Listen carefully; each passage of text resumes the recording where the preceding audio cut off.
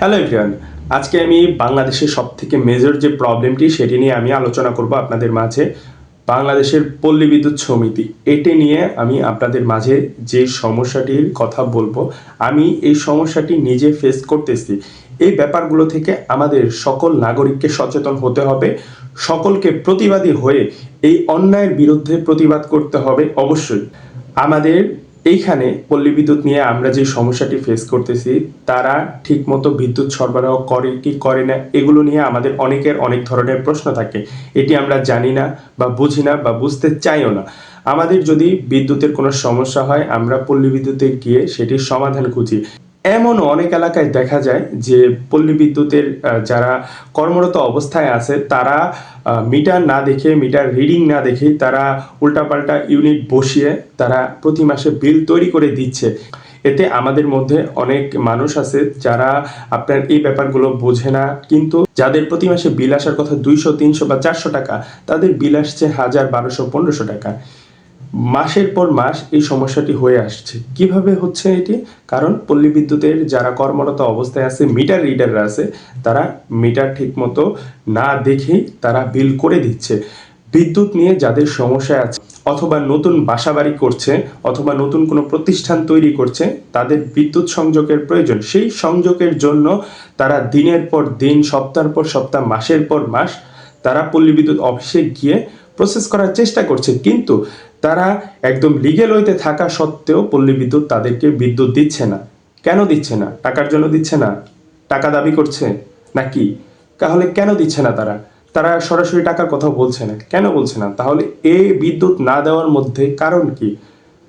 তারা ছোট অফিসারের কাছে যদি যায়, তাহলে তাদেরকে বলা হয় এটা বড় অফিসারের কাছে আছে, এই টেবিল থেকে ওই টেবিলে, প্রত্যেকটা টেবিল থেকে পারমিশন হয়ে আসছে, কিন্তু পারমিশন হইতে কতদিন সময় লাগে? যেখানে নাকি 28 দিনের কথা বলে দেওয়া হয়েছে যে 28 দিনের মধ্যে আবেদন করার 28 দিনের মধ্যে আপনারা বিদ্যুৎ সংযোগ পেয়ে যাবেন। তাহলে কেন তারা বিদ্যুৎ দিচ্ছে না? তারা এত ঘোরাচ্ছে টাকা খাওয়ার জন্য? তারা কেন বারবার দুর্নীতির কথা বলছে?